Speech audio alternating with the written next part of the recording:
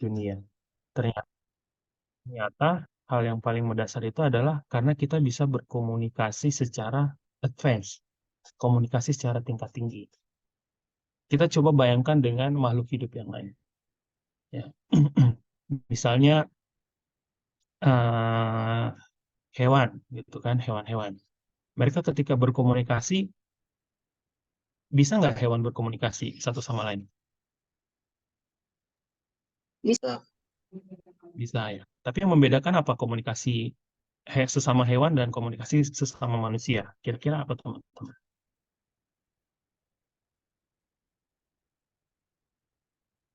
Ya, baik Pak, izin menjawab ya Pak. Iya, Eh, silakan. komunikasi antar hewan itu menurut saya hanya menyampaikan emosi saja, kayak marah atau senang. Sedangkan manusia itu bisa menyampaikan makna secara langsung gitu Pak. Iya, benar banget, Hafiz. Ya, betul sekali tadi yang disampaikan Hafiz.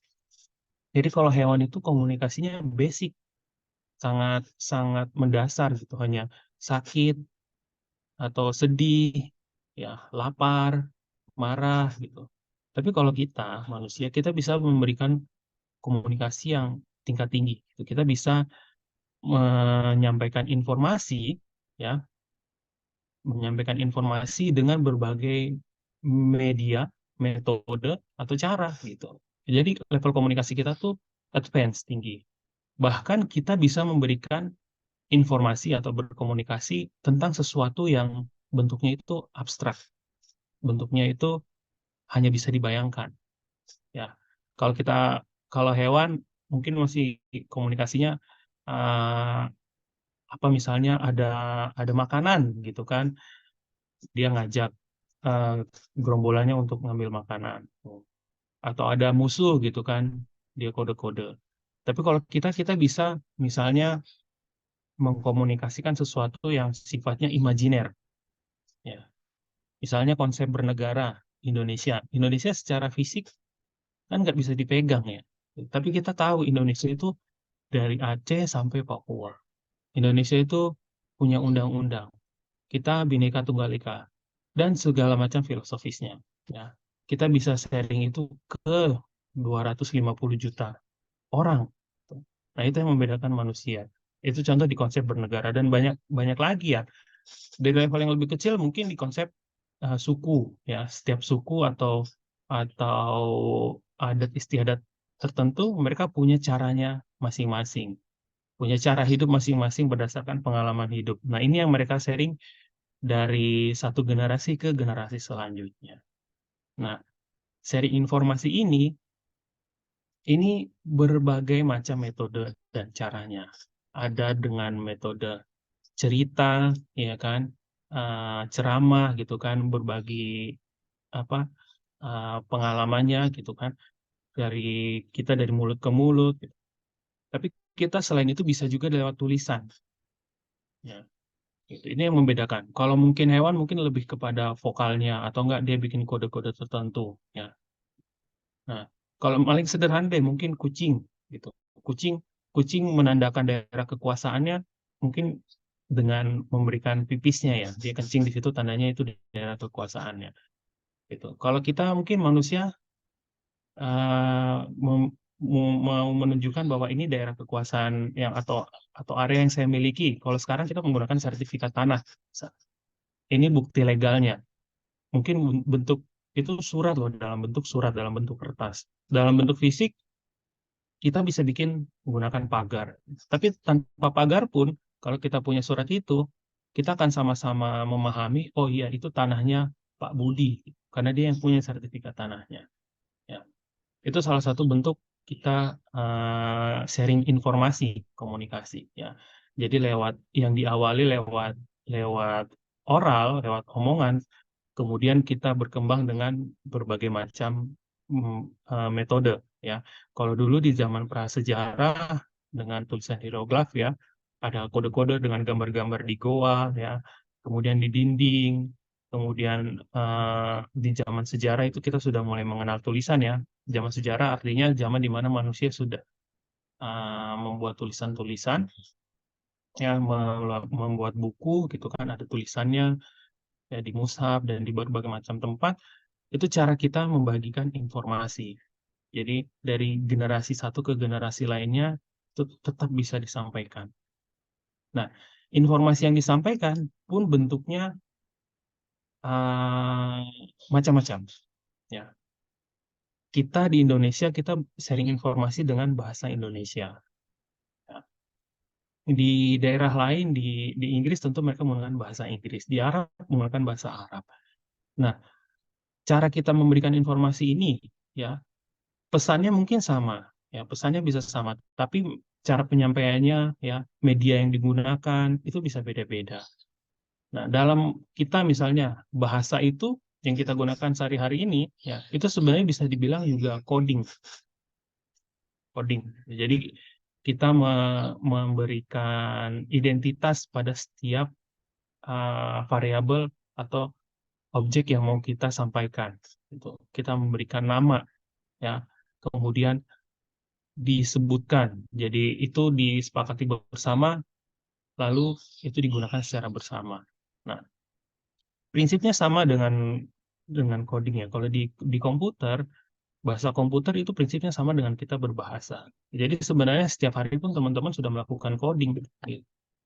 Jadi menggunakan berbagai macam informasi, kemudian diubah dulu medianya, ada yang pakai bahasa Indonesia, ada yang mungkin kalau di rumah pakai bahasa Jawa, atau mungkin ada yang di rumah pakai bahasa Arab atau bahasa Inggris gitu ya. Itu teman-teman melakukan coding ya untuk menyampaikan informasi. Nah, di zaman sekarang bentuk bentuk medianya pun makin beragam karena kita sudah mengenal ke media digital. Nah, media digital. Jadi makin banyak lagi medianya. Kita bisa komunikasi, contohnya seperti saat ini gitu. Teman-teman mungkin ada yang di rumah, ada yang di kampus, ya tersebar di mana-mana, tapi kita bisa saling komunikasi. Oke, ini semua terjadi karena adanya internet ya. Nanti silakan dipelajari, kita tidak usah terlalu detail ya. Yang penting poin utamanya. Jadi internet inilah yang menyebabkan uh, kita menjadi informasi itu tanpa batas. Ya, sekarang kita berada di era of information. Nah, jadi era di mana informasi itu sudah bukan barang yang langka lagi. Dulu mungkin 10 tahun atau 20 tahun yang lalu gitu. Orang berbondong-bondong pergi semua ke kota, ya, berbondong-bondong cari apa namanya tempat kuliah yang paling bagus, ya. Untuk apa? Untuk bisa belajar, untuk bisa mendapatkan informasi yang paling baik, paling bagus, ya, untuk ilmu pengetahuan. Tapi dengan zaman sekarang ternyata informasi itu sudah bukan sesuatu yang mahal lagi. Kita di desa pun kita sudah bisa dapat informasi.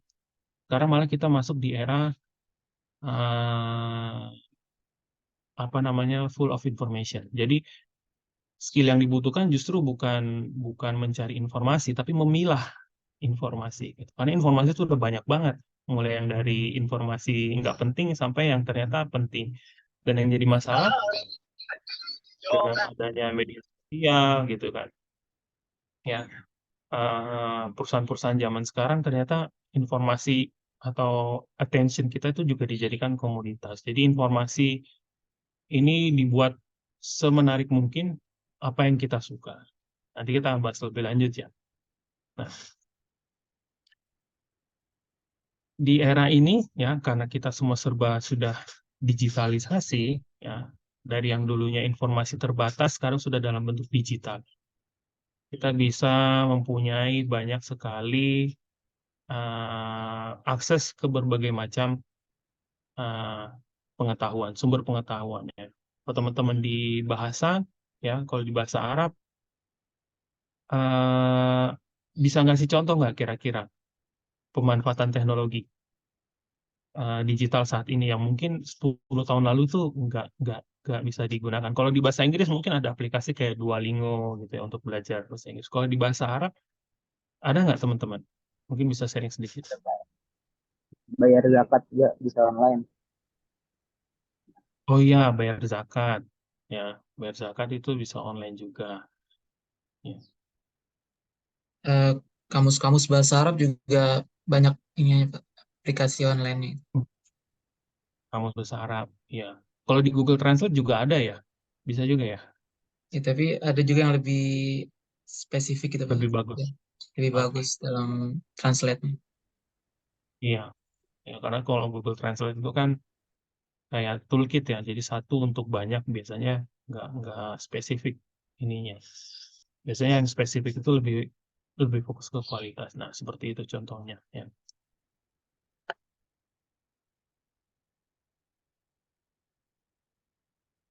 Nah, jadi manfaat digitalisasi ini banyak banget ya, memudahkan kita untuk komunikasi ya. Seperti sekarang kita teman-teman nggak mesti harus pagi-pagi sekali harus sudah sampai di kampus ya, atau teman-teman mungkin nggak harus ngorbanin kuliah umumnya, yang punya 2 device bisa nyambi sambil dengerin kuliah umum tapi tetap ikut kuliah dasar raya gitu ya.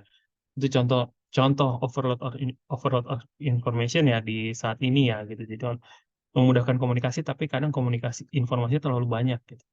Jadi sebenarnya kita perlu fokus juga. Nah, kita manfaat lainnya menghubungkan manusia, mempermudah proses penyebaran, efisiensi. Ya, jadi kita cuma butuh modal listrik, internet, ya, kuota, ya, untuk bisa saling sharing pengetahuan, sharing pendapat, sharing opini. Dibandingkan dulu kita harus nyiapin ongkos ya, ngekos di kampus, harus apa namanya, menyediakan waktu khusus di kelas dan seterusnya. Kalau sekarang kita sangat efisien. Ini ada beberapa perkembangannya. Jadi memang semua ada prosesnya, ya. Jadi revolusi yang pertama penggunaan kompas, ya. Ini materi dari ini ya. Tapi kalau saya menganggap revolusi pertama itu sebenarnya pertanian. Kalau di beberapa referensi ya, kalau revolusi pertama itu memang pertanian. Jadi ketika manusia itu sudah tidak selalu berburu, itu kan kalau dulu kan manusia selalu berpindah-pindah berburu nyari nyari makanannya. Tapi ketika manusia sudah mengenal agriculture, pertanian itu adalah revolusi pertama ya. Ketika kita mulai mengumpulkan makanan, jadi kita nggak mesti harus mau makan tuh harus berburu dulu. Kita punya stok makanan. Jadi dengan kita punya stok makanan, kita bisa mengerjakan hal yang lain. Kayak sekarang teman-teman, kita bisa fokus belajar, teman-teman bisa fokus menjadi mahasiswa. Kalau misalnya kita nggak ada revolusi agriculture, mungkin kita pagi ini kita masih masih di hutan lagi nyari ini bahan makanan untuk sarapan atau untuk makan siang seperti itu. Nah, kemudian revolusi yang kedua ada mesin-mesin produksi ya, mesin uap ya.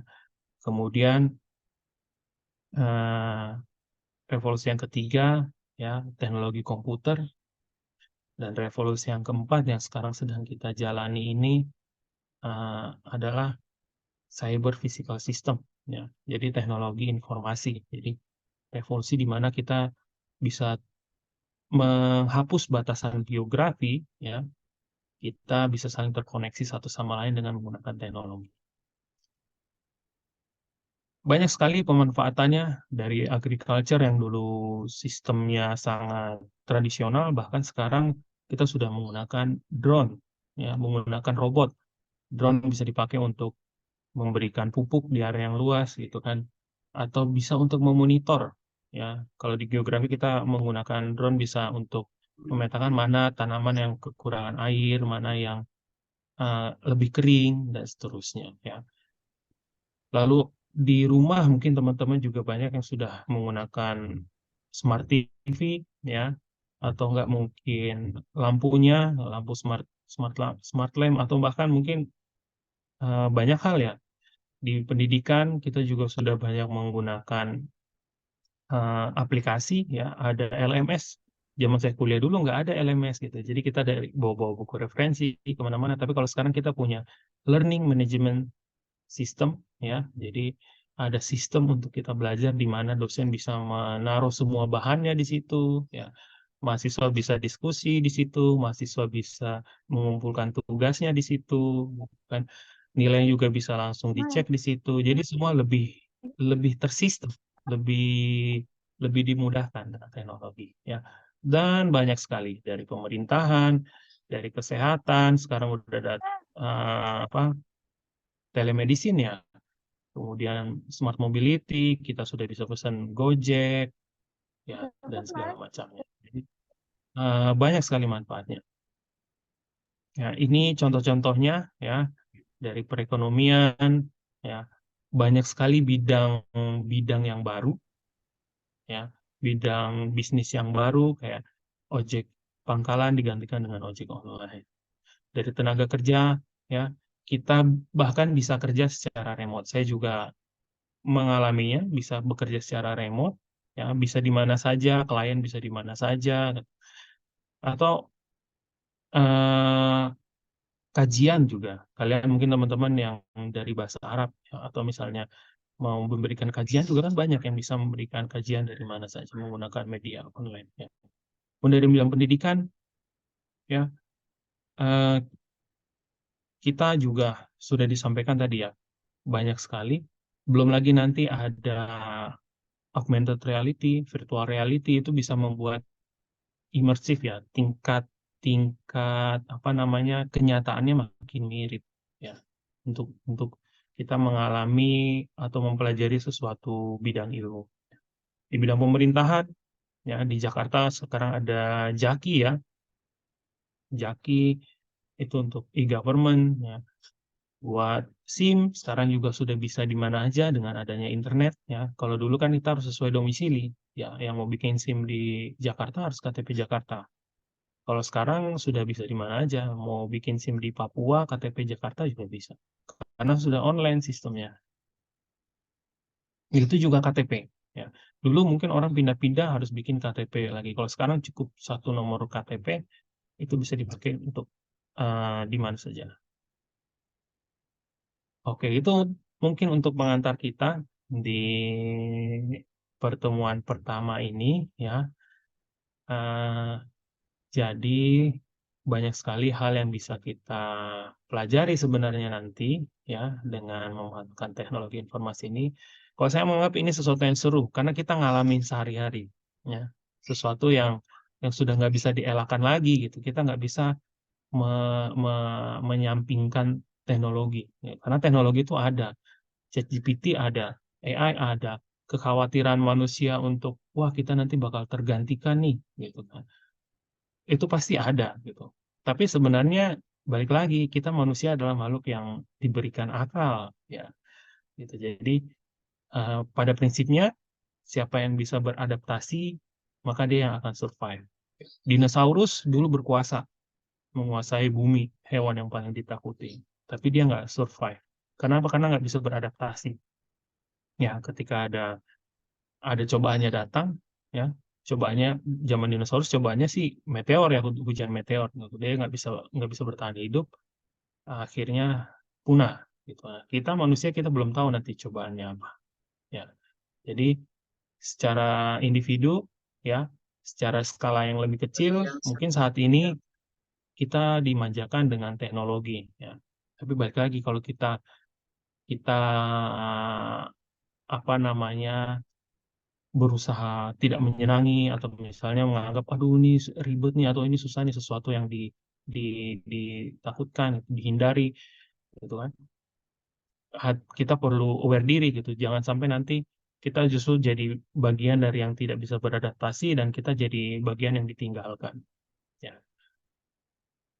Oke, dari saya itu silakan mungkin sebelum kita akhiri ada yang mau ditanyakan mungkin terkait LMS atau mungkin ada yang mau sharing terkait mungkin kondisi saat ini diskusi disilakan.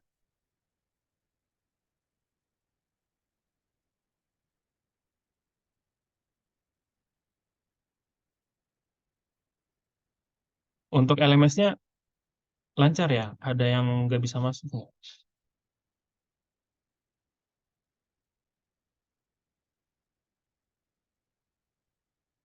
Caranya udah 37 yang join, kayaknya sih aman-aman aja.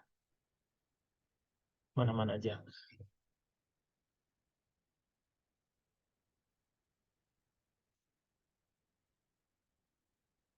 Oke, kayaknya cukup clear ya teman-teman. Eh, Kalau begitu mungkin silakan nanti teman-teman untuk melanjutkan ya aktivitasnya di LMS. Saya tunggu partisipasinya di kolom diskusi ya.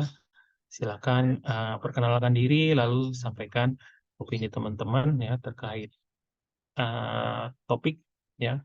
Kalau di diskusi kali ini di kolom diskusi topiknya tentang ChatGPT, nanti teman-teman coba silakan kasih pendapatnya. Boleh menanggapi komen dari teman yang lain, boleh memberikan tanggapan yang baru, ya silakan berkolaborasi. Baik, dari saya cukup ya, teman-teman ya. Terima kasih semua atas waktunya. Terima kasih PJ sudah menyediakan link Zoom-nya ya. Saya akhiri. Assalamualaikum warahmatullahi wabarakatuh. Waalaikumsalam warahmatullahi wabarakatuh, Pak. Terima kasih. Waalaikumsalam. Terima kasih semua. Sama-sama.